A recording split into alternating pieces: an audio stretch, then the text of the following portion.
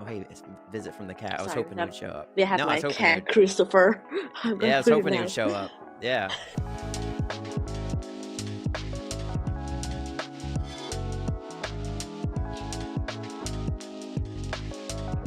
Hey, everyone. Welcome back to another episode of Trace Talks. Today we have Nazs. Nazs, first off, congratulations on becoming a naturalized U.S. citizen today. That's very exciting, very exciting. Sometimes I take that for granted, so it's very exciting when people I know have that happen.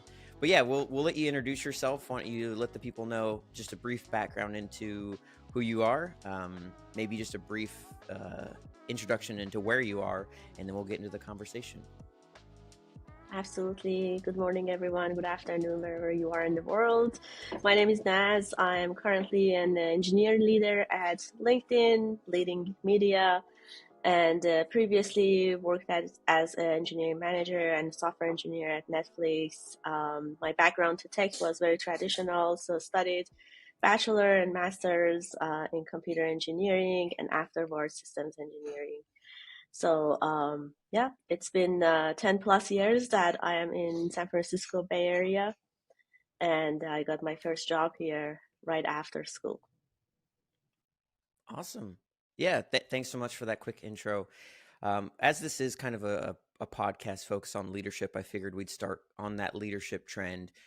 Right now, obviously in tech and even starting outside of tech, there's a lot of organizational changes happening and tech layoffs and everything that's, kind of on the front of everyone's mind. So I guess let's kind of start off on an interesting take. What are some of the challenges that you see in today's market, in today's environment, being a leadership at a company like LinkedIn and in a tech world where there's a lot of instability and uncertainty? Yeah, that's a great question.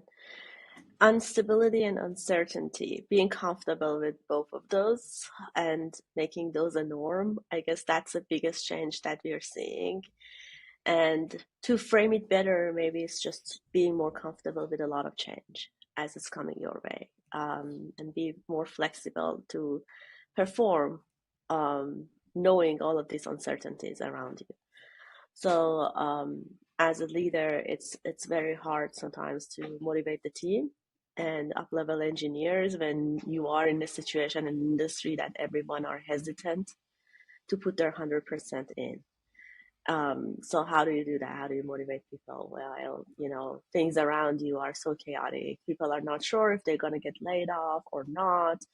Um, there is not more of certainty to the mission of the company. I guess like a couple of things we are doing as a company is being very transparent with engineers if we have layoffs or not. So we are very clear that we don't have layoff currently. If we know there's more layoffs, we'll let everyone know. So people will rest assured that there's no surprises. And I think it's been happening mostly in a lot of big techs as a surprise, which this has to change for people. It needs to be way more transparent. Yeah, that's a good point. And I think that especially at startups and smaller companies, these things can turn on a dime on people, especially when, Mm, maybe the company isn't doing so well and people get shocked. And in those environments, I've seen a lot of managers and colleagues get together and at least share information so that they can prepare for those next steps. Is that something that you've seen happen before? And how would you recommend the first step if you do get laid off? What that first step is in finding that new position is mm. like, would you recommend applying to a bunch of jobs that you're interested in, or really reaching out to that network? I will recommend take a 2 day off for yourself and do a self reflection. I've been through a layoff. So my last job at Netflix, I was laid off, and I was on both sides of the coin, and seeing both sides. So it's hard to get laid off. It's never easy, especially if you're performing and you're a great engineer and you're really asking yourself questions. Why? Um, I have dedicated this amount of time to this company mission. I have put my all 100% in to develop features. I cared for our users, and now you're telling me to go. And this is not a great feeling for anybody.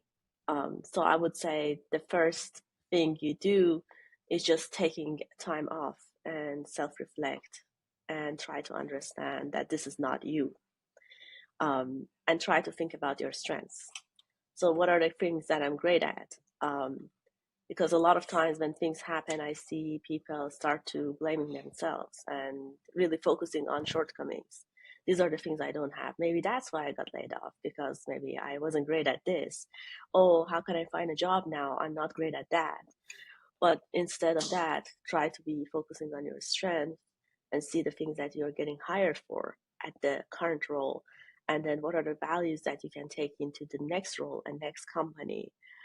And, I coach a lot of engineers nowadays, and I always even say to my team, my direct reports, that you're not bound to any company. Your career is you. So when you go to a company, don't bound yourself to a company specifically. Think longer term about your career and know that layoff can happen anytime. So you enter a company, you do your best, you bringing value with your talent. If that's an exit, then that's a goodbye in different form.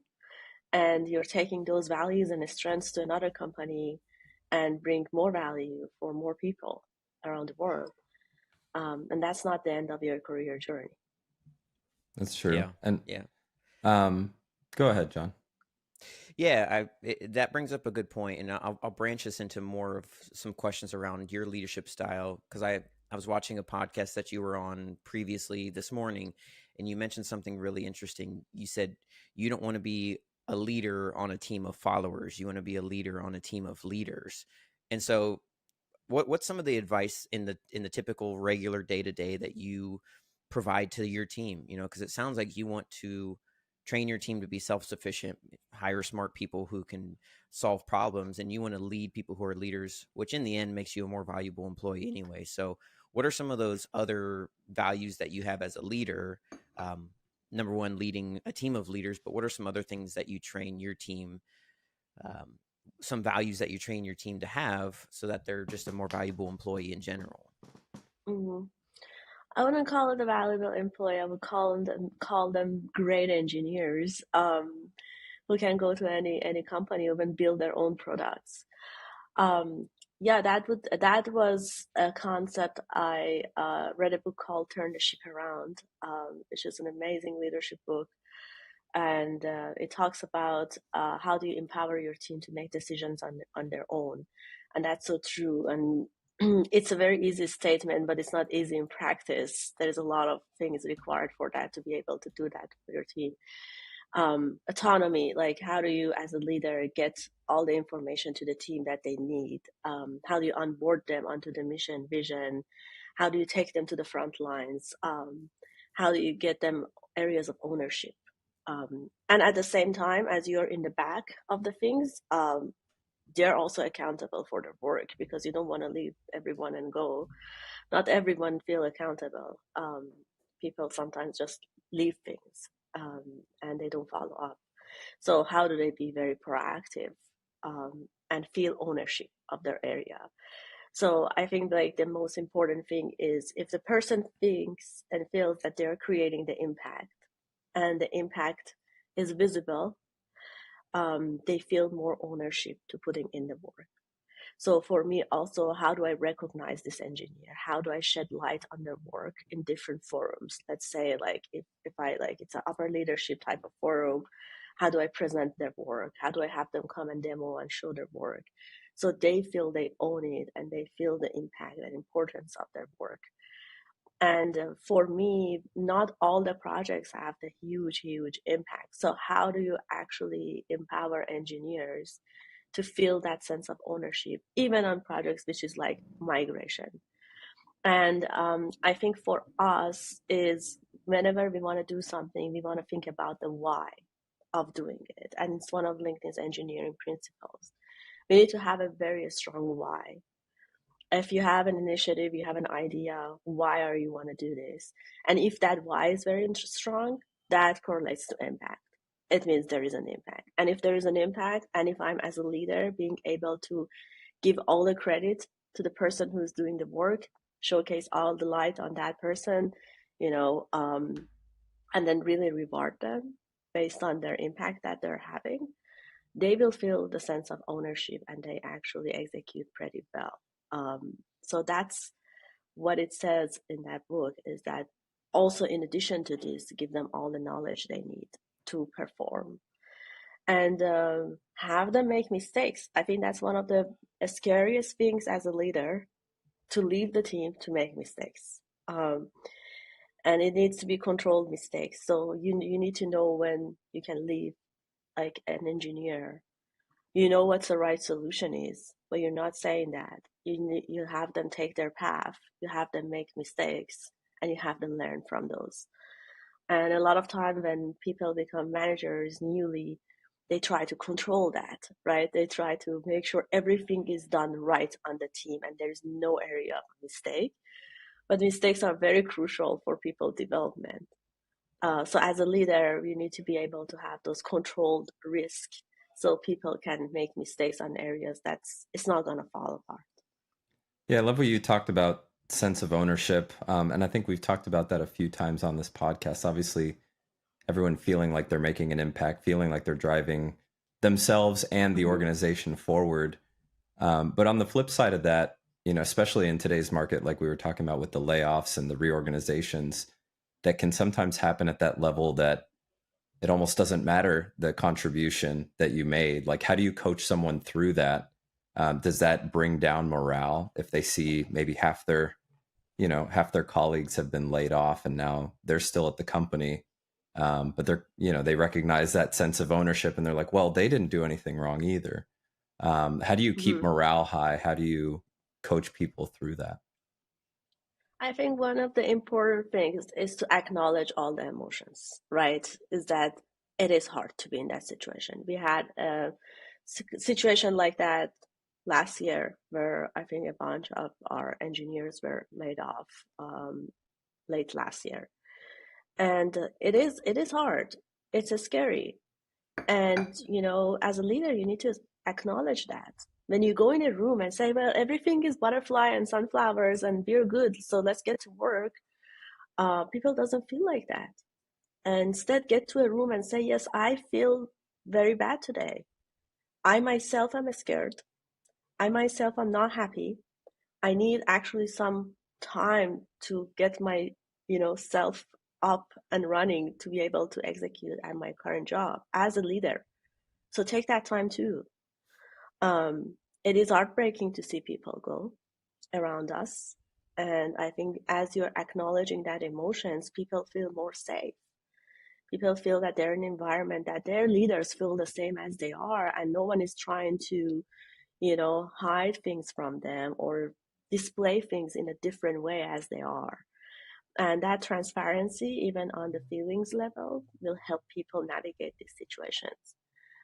And be very frank with people. I mean, this is an environment we are in, a tech where layoffs are happening. It's been happening forever. This is not something new. When you sign a contract with a company, you sign that you can exit anytime and they can let you go anytime. And this is a norm. And I don't think people should really bound themselves to these things and things like this is the end and all my contributions are gone.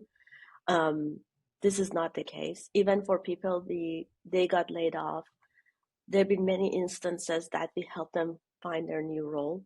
So we are there for them. This wasn't something they have done. They're great engineers. There were many instances that I've referred them to different places. We tried our best to find them new places. And, business is business. And I think that's for people to understand. If CEOs of companies getting laid off, it's okay for employees to get laid off. So it's a norm. I guess like in that situations, just to summarize, just be very honest with people, talk about their feelings, acknowledge. So there is this 7 stages of grief that we all know. You have to walk your team through that 7 stages. And don't do that in one day. Day one, every stage in one day. And then in the 7th day, people are back to their norm. If you're actually acknowledging the emotion, give them time to come back. Take that anger create a spaces for people to talk to you, and have them feel safe by you opening up yourself as a leader and talking about how you feel about this. People continue to open up and just put out everything that they're feeling. There would be anger, there would be resentment, there would be lack of trust for a while. The morale will get impact, and there is Yeah. nothing we can do about it. That's the reality of the layoffs. And the companies who are doing that, they know that it will have an impact, but the impact of not laying off, maybe it's higher, that they Right. prefer that route. So you need to work on getting the morale back up. Yeah. Be And again, prepared having for people believe. productivity. Yeah. Productivity to drop, morale Exactly. to drop. But, maybe after a few Yes. weeks, it returns back to the norm if you can manage through it. Yes. Yes. Yeah. Be Got prepared, because you can't expect your team to perform the same way they've been. It's grief. Human beings, we can perform Yeah. the same way. It's exactly the loss process. Yeah. Yeah, let's take a step back in your journey, because I'm always curious how people find their way to leadership roles that they've had, and I believe part of your story is going through some of these transitions at previous companies that you were in. So, I guess let's kind of take it back to the beginning of your engineering journey. What were you doing? What were some of those roles that you had, and what does that transition from an individual contributor to leadership look like for you? Mm. Sure. I wrote a blog post on this, my story, called "Transition to Leadership Like a Butterfly." If anyone want to read in detail. But I guess I started my engineering journey like years back as a backend engineer. So I was doing Java. That time was Spring, Hibernate, all these technologies, and I had a lot of pivots. So I'm a very curious person, and I wanted to pick up different things. So I pivoted from backend to front end, and then and the side, I did things like machine learning. I worked on self-driving cars, did a little bit of AI here and there. Studied system engineering while I was working. Worked a little bit on NASA. So many different branches I had, where I was an engineer. So I wasn't only doing my work; I was very active even outside of my work. Um, and then during that time, as I was exploring different things, was I got this role to becoming a software architect, which was one of the most interesting and fruitful roles I had as an engineer, where I could work on like a system end to end and work with so many amazing people who had many, many years of experience. Um, so as an engineer, I definitely had experience with all the technologies that we have across the stack. And I think that made me very versatile, and being able to shift very quickly from like backend to front end, or using different technologies, and bringing systems, upgraded systems, and having system understanding. How do you build complex systems that are highly aligned and loosely coupled? So how do you like handle risk? How do you test very well? So that's part of my engineering journey. But things change. As I started, I was way more technical, and then all of these softer skills getting added as requirement for my role, right? How do I run a meeting effectively? And as I grew more and more, I had to deal with more and more people, and that people side got way more interesting for me. So I talk about my library when I write that blog post, where initially most of my books were technical. When I started my engineering journey, you can find my library full of programming books. And then as this continues, there's like addition of softer skills book getting added to my library. And I would see myself reading those books more than my technical books. And sometimes I ask myself, like, am I doing the right thing? Am I like going away from my path and doing something new? Yeah. But I could say like my mindset as my library kind of get transitioned to the people side of things. And over time, I find that more interesting, because if I can enable and empower people, and I've been told many times that this is your strength, if I can do that, I would have way more impact than just running myself and executing myself. Mm.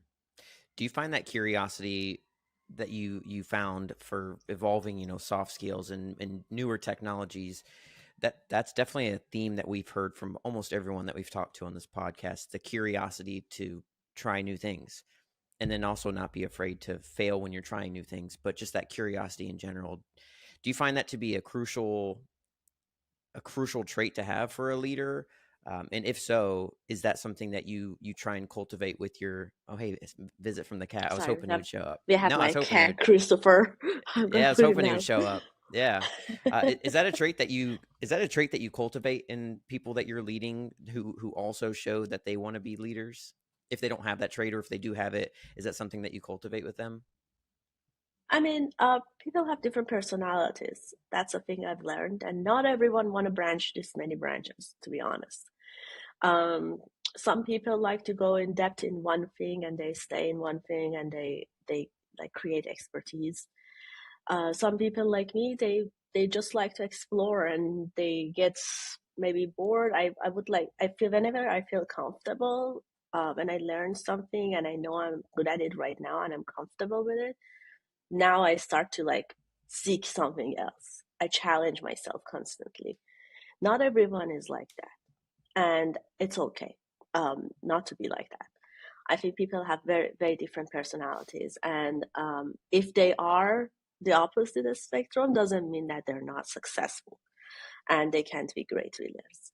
But for me specifically, my personality was in that spectrum of like I don't stay in one zone when I'm comfortable, and I'm constantly want to learn something new. Every year I pick a new technology to learn um, out of nowhere. Like this year, I was looking at quantum computing. Is it related to my job? No, it's just like out of nowhere I just learn it. It's interesting to me. Is there any that's a hefty topic to start learning? Is there a reason you chose that, or you saw it, you had almost no idea what it was, and you just wanted to start exploring it? Exactly. I saw it. I had no idea. I read things about it, how it solves problem, like developing new drugs and proteins and working on human DNA. And I'm like, oh my God, this is super interesting. How does this work? And I started like listening to YouTube videos and then reading books about like quantum mechanics. So yeah, I think it's just a curiosity and me wanting to pushing myself constantly out of my comfort zone and challenge myself. Um, I feel that if I feel like I'm in one place, I feel I'm in stagnating. So it's all about personalities. Like we have different personality traits. I think my personality, I'm more of like an alpha personality where I have like very extreme growth mindset. But people have like different spectrums. Some people are very focused on one thing and they're really great at it and they don't go out of it. So I think that's totally fine to be in a different spectrum. As long as you're growing, it should be totally fine. Yeah, I think it's also future. It sounds like it's also future focused too, right? Curious about what comes next. I mean, Right. people have been studying obviously AI and large language models for, years already. We Yes. just, as the public, come to see it now. So maybe, like you're saying, quantum computing is that next frontier in 10, 20 years that sort of becomes more mainstream. Yeah. So yeah, that future focus is interesting. I heard somewhere that like I guess at some point quantum computers can essentially break all encrypted passwords that we have today. So it could be an interesting problem to solve for tomorrow, right? Like how do we Yeah. secure devices if not with with passwords and things? I don't Yeah, know. I think that one thing that it was around 2015 when I went to ACM Awards. I don't know if anyone familiar, Association of Computer Machinery. It's like one of the most prestigious computer science association, and this award is like a Nobel Prize for scientists. So that year, I think was Berners-Lee who invented the internet, who got the award, and it was at the award ceremony. And there was a committee who is protecting our data. And it was very interesting to me because all of our data now is binary. And with quantum computing, be the future, and it's not transferable, how are our data going to be read with quantum machines? Who's going to protect it? Who's going to keep a repository of all of our data? And it was surprising to me that there is a whole committee who's responsible for taking care of our data, as a society. And they're thinking about all of these things. It's like, how do we transfer this data to quantum later on? So people can look at their images, or look at their binary data. But yeah, if when you go to these places and you see people forward thinking these many levels, you'll be amazed, to hear like there are people actually thinking about this thing. Yeah. And I also assume one thing I've heard you talk about in other podcasts as well is networking, especially as you just want to become a better engineer, better employee, networking with people. And I'm sure those types of events also introduce you to people with really interesting things that they say, and even new topics that you can then 5 years later start to investigate yourself. And so what's the for this podcast and for the people listening here, what is the value of networking that you find yourself and that you train for, or you pass on to your mentees as well? Yeah, that's a good question. Well, a couple of things. First of all, don't network because you want something from people. Network before you want something from people. So build those relationships before it comes to like looking for a job or changing your role. And I always call it vertical and horizontal networking. So when you are at a role in your company, you need both of them. So you start the first 3 months of your role, the first 6 months doing vertical networking. And by vertical, I mean your team, your manager, your skip manager, and everyone in the chain, and your close partners. So anyone you work with day-to-day base. So build relationship with those people. But after that 6 months, you start to do horizontal networking, which means going outside your team to other teams that you don't know about. Um, a lot of companies have so many tools. Like I remember when I was at Netflix, there was this coffee chat where you could register and you get randomly matched with someone across the company, and you could get a coffee with. At LinkedIn, we have like similar tools that you can go in and chat with people across the company. If your company doesn't have one, be the leader and build one, so people can chat with each other, or just simply ping people for like a 15-minute coffee chat to learn about them, introduce yourself, and just connect with them. And then later on, you will be surprised how those people could show up in your journey, in your career. Not everyone have to give you a job or refer you. They will inspire you in so many ways, as you're networking with them. You may have a question, or you may get an idea and you can run by them, or they would just be your advocate. They know you somehow, and when there is an opportunity, they remember you, and they put your name up on the table. So that's a thing. Always remember, don't forget that horizontal networking. People usually go to companies and they just rely on the vertical networking. They don't know really anyone across the company. And it's similar outside. As I mentioned, your career is not bound to a company. So think the same thing. Vertical networking in your area, horizontal networking outside your area. Network with recruiters in different companies, network with people outside your field. LinkedIn right now, it make it super easy for everybody. I think 10 years was there LinkedIn, but it wasn't as active as now, where you could find people this easily. Now we are getting to the area of conferences being back again after COVID. So attend conferences, meetups, and chat with people, learn about them, and they will learn about you too. So that's a good thing to be at. And there's so many things nowadays. I mean, you see all of these mentorship platforms that's showing up, which wasn't there 10 years ago when we started. That's a great way of networking. Getting a mentor, it's a next level because that person is investing in you. And if someone is investing in you, they're way more willingly advocating for you later on than someone who just you meet in a conference. So go on these platforms. There's a ton of them across the industry. maybe get a session with different mentors, people you aspire to be like them, or people they're ahead of you and you want to get there. Learn how did they get there and ask for their advice. And then later on, when you build these relationships and talk to so many different people, they will invest in you and advocate for you whenever you are in your career. Yeah, you mentioned LinkedIn was a good resource for that. Obviously, that's bringing the entire network together and making it easier for people to just reach out. Um, in the past, like I've found it maybe awkward or scary almost to reach out to people for advice. Like, what would you, when you're reaching out to someone that doesn't know you at all, completely cold and wanting to network with them, what are some tips that you would recommend on that initial sort of cold message? I wouldn't really do that, right? I won't reach out to someone I don't know, and I don't advise that. That's why I'm saying, like, network before you actually need an advice. Like, have a really broad people that you know. I won't send a cold message to someone and say, hey, I need an advice and I need 30 minutes of your time. People are super busy, especially people who are in that stages that can advise you, right? um, Go get a mentor. Right now, there's so many ways of doing that. There's all of these platforms. There's Play-Doh, Mentor Cruise, Mentor Me. I mean, there's so many of them out there that you can find these people on those platforms actually offering you time.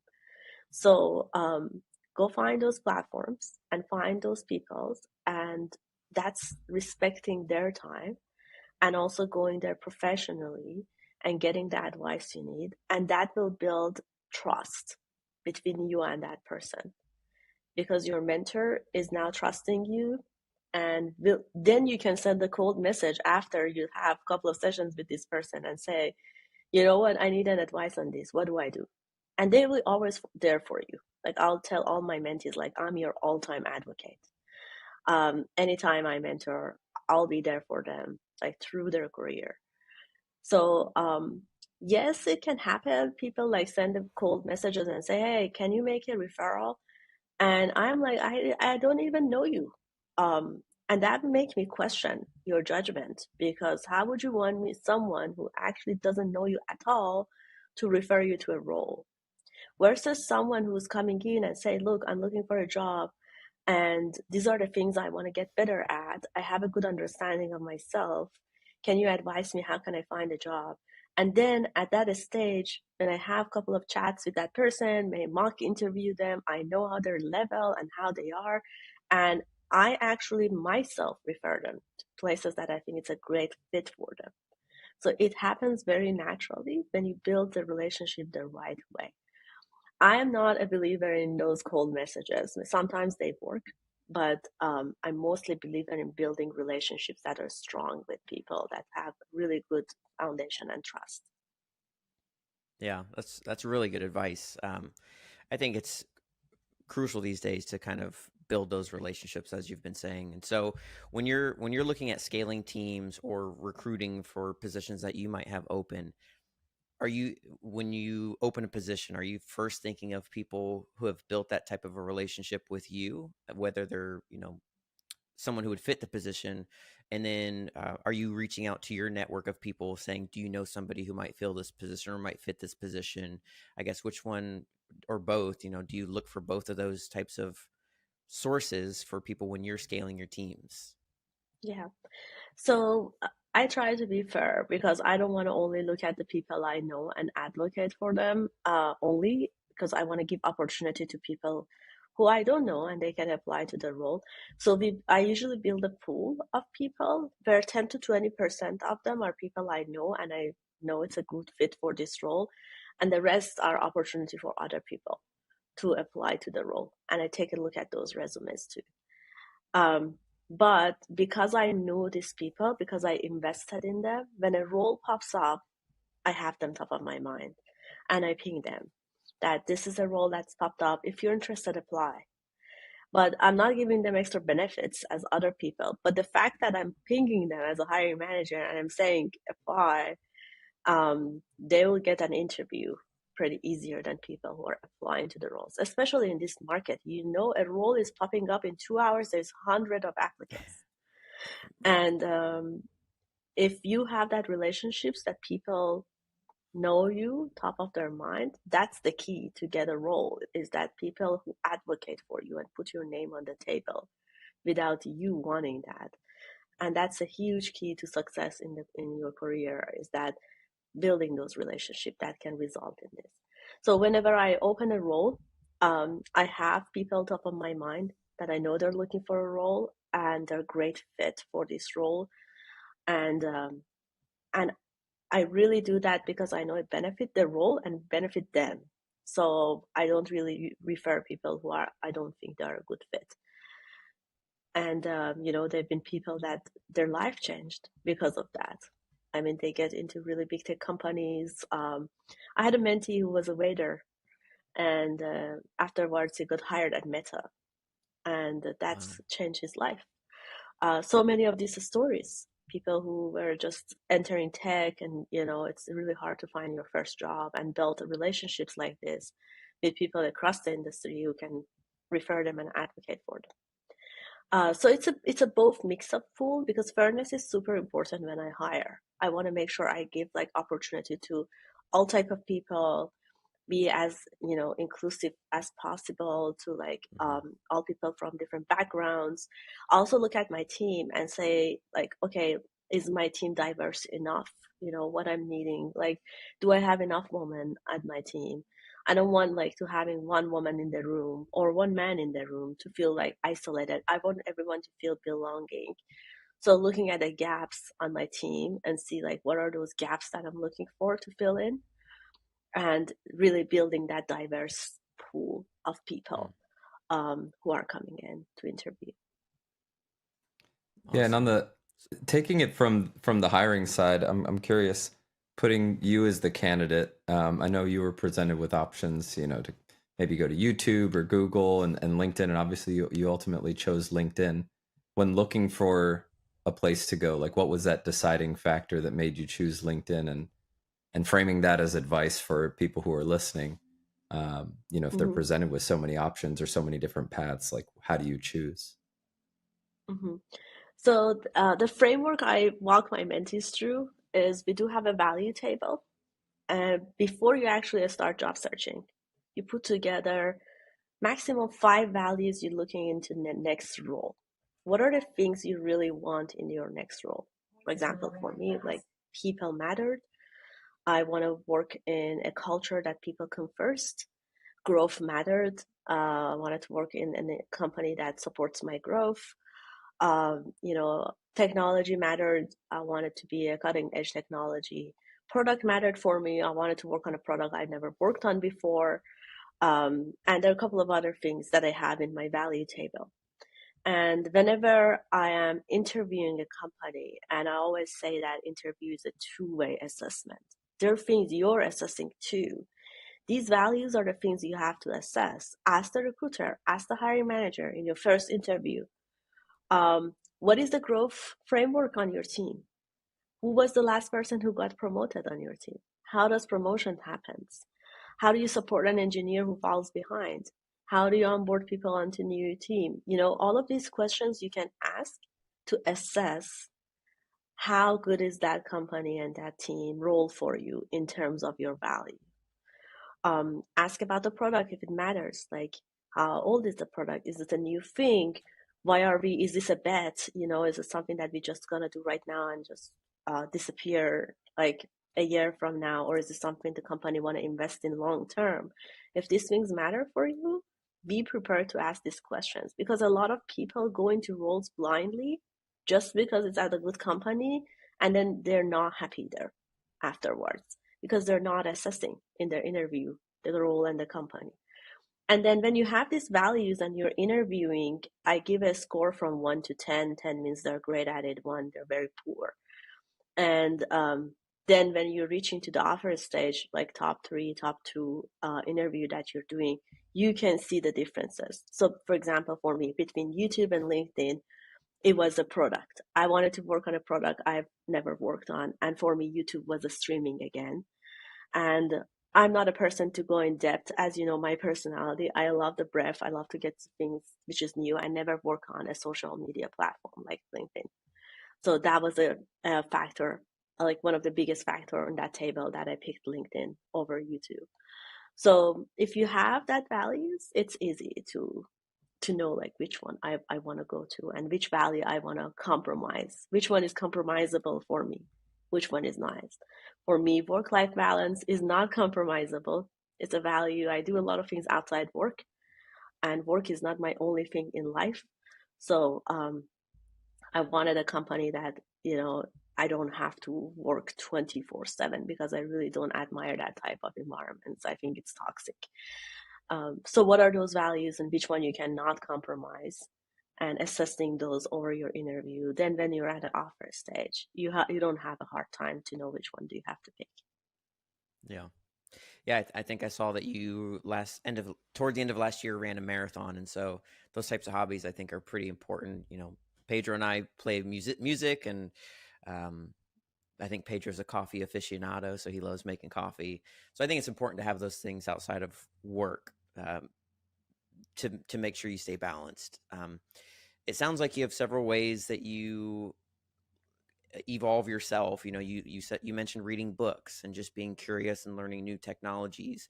You probably also have your own mentor who you get advice from, or several mentors. So is it hard, or do you just find it come naturally to still make sure that you're growing as a person? Does that time come easy, or do you have to make sure that you spend a couple hours a week making sure that you're growing as a leader as well? That's a great question. I think it's come naturally for me. It's not like I mostly build habits versus like I have to read like 3 hours per week. It's not like that. It comes as a habit. You all know the book Atomic Habits, right? It's like Mm-hmm. stacking things and building habits and systems. For me, mostly it's systems in my life. And you can have all of it at the same time. Like you can't go to the gym and read books and be great at your work and get a mentor and run projects. It's not possible. Mm-hmm. You need to have balance long term, but in short term, you may not have a balance. So Mm-hmm. let's say if you want to get better at something and you have like 3 books to finish, you may have to cut off from your gym time or running time or whatever you're doing on the side for like a Yeah. week. And then a week after, you know that what is cutting off was my running, and now I'm done with this book. So this is the things I'm going to prioritize. I'm pulling it back up this week. I'm going to focus on it more. So in long run, there is a balance between all of these things you're doing. But in short run, you prioritize between these things because you can't have all of these things together. Mm. And then you build systems for yourself, systems of learning. What's your system of learning? Is that books right now is so integrated into my life. It's something that, I usually read in the morning, um, when I wake up, or if it's a book, even learning how to read a book pretty fast is super important, and summarize Yeah. it so you can refer to it later on. But building that systems that actually can help you. For me, Fridays is my self-reflection days. It's a day I have a session in the morning with my mentor. And after that session, I self-reflect on like what did I do this week? What are the areas I did really well? What are the top 5 things I did at my work? Then that top 5 things goes to one-on-one next week with my manager. And this Mm. is kind of what we call it managing up. Like how do you manage up, and how do you tell your manager and you ask him what are you doing, and it's getting harder as you're going higher and higher. So that's a way of me managing up by taking that 5 outlines and putting in my one-on-one doc, and then self-reflecting of what are the things I have to do next week, looking at my team structure, how everyone is doing. Did I capture what they did greatly this week? I do that for my team too, like every individual on the team. I have a running doc that I say these are the things they did really well this week. Mm-hmm. So when it comes to their performance review, I am very detailed for advocating for them, for every engineer, and I'm taking all that recognition in. What are the feedbacks I have to give them? I'm very proactive on giving my direct reports feedback. I won't let Mm. it sit. If someone is not doing something very well, or there is a gap that they can do better, it would be right away. Every week I'm thinking about their performance and how they did. So it won't be a surprise. There's some managers that suddenly come after like a year and they say, you didn't do all of these things. And that's hinders trust. The trust is Yeah. broken at that stage. So the more honest and the more periodic and the smaller these pieces of feedbacks are and very targeted, the better those people can grow. So Friday, my system of self-reflection into my life, plan of next week. How's my month look like? Am I having enough fun? How's my gym is going? How's my Yeah. workouts? Relationship wise, am I spending time with people I love? Like sometimes I'm so much swamped at work, I forget about my friends. I'm like, next week I'm gonna set time with my friends. Next week I'm gonna spend more time talking to my mom. There are like 4 categories in my life. It's career, which is one that you all have. It's love and relationships, like you being very socially satisfied with like going out with people, with your best friends, your family, your close relatives, spending time with them. For me, financial life matters. How I'm doing on that. Am I like on track with my goals? And then health, like in terms of, am I drinking enough water? Am I a happy person? How's my mental health? Do I need, like, some weeks that I'm very exhausted, I usually go to a lighter sort of workout. I'm like, okay, this week I'm gonna go do yoga instead of running because I want less intensity in my life. So how are you assessing that and then having that like long-term balance? There is Yeah. this book also called Design Your Life, where it talks about these categories, which is something I took from this book. Um, and then having that categories help me to balance. So I measure every category every week and I say how I'm doing and which category requires attention. I Mm. prioritize a week after. I like that. I'll Yeah. have to check out that book. Yeah, I'm writing that down because there's definitely weeks or several weeks in a row where I might neglect one or two of those categories for sure. So that's a good book to write down. Awesome. So yeah, I think we're coming close to time here for, thank you, Naz, for your time. I think maybe we could wrap it up with, um, you know, what's some advice that you would give to anyone who's listening? Maybe something top of mind that's, come across your mind over the last week or two, that you'd like to just kind of pass along, and then where can everyone find you and follow your journey? Yeah, sure. Oh, that's a hard question. I mean, something that has been top of my mind. I was reading yesterday a quote about someone who lays off. I think it was a company called Clarify.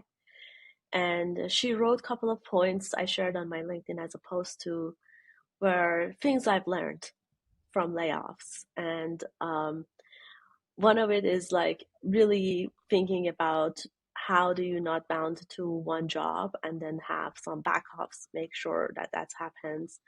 The other was like really thinking about yourself and getting yourself back up. And one point which was funny, and a lot of people didn't agree, is that people are there for you when you get laid off. But the reality is they're not. Everyone having their own job, and you can't expect that you're getting laid off and everyone is there for you. And now your friends are taking you to their companies. I mean, they do their best, but it's not the case. Mm. Um, so be prepared. I mean, be prepared. Have your resume ready all the time. Um, I mean, don't just get on your resume when you need a job. Your resume is a reflection of you and it needs to be ready and updated. Your LinkedIn needs to be ready and updated with latest things you do. And then always and always have 1 or 2 interviews per year where you're doing with the company. Even if you're at a place that you're comfortable, always interview. You be at the ready state all the time. Also, you learn about the market and what's going on in other companies when you interview with them, and it's a way of also networking.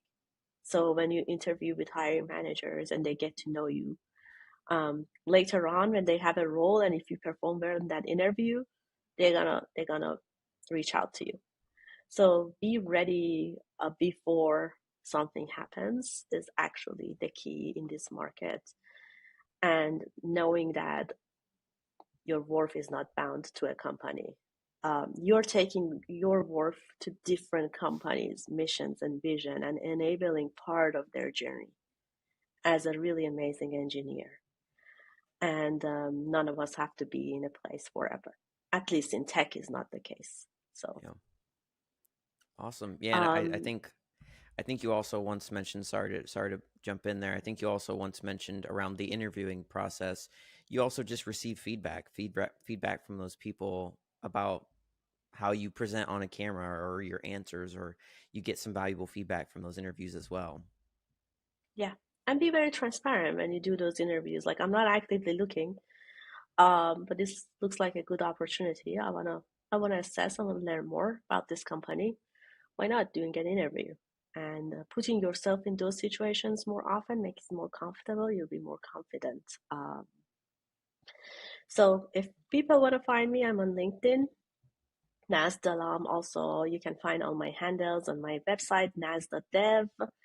And feel free to reach out to me if you have any questions about anything I mentioned. Hopefully, we can have those books listed, John, somewhere so Yeah. people can find the ones I reference.